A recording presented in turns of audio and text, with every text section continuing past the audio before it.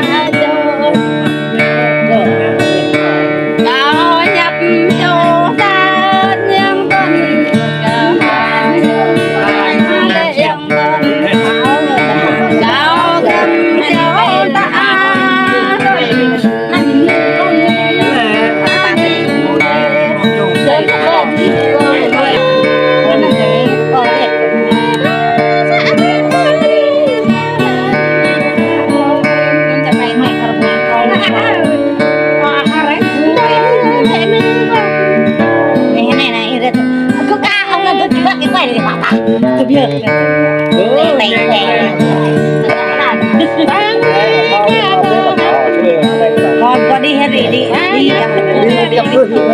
con chết bre ơi con đây là đây Hãy subscribe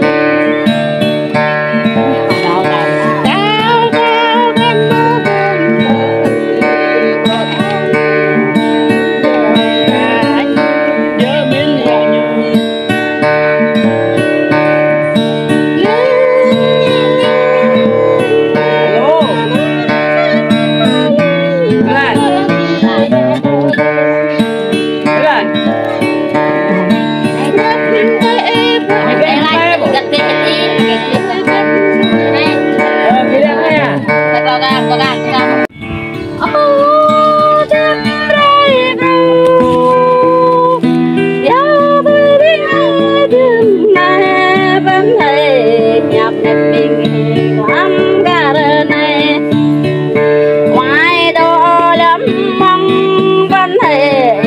để không bỏ lỡ những video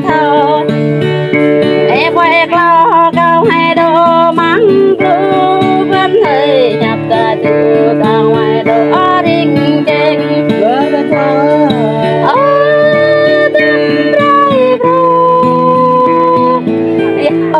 bên nghe đừng mẹ bên thầy đừng bộ đó bên na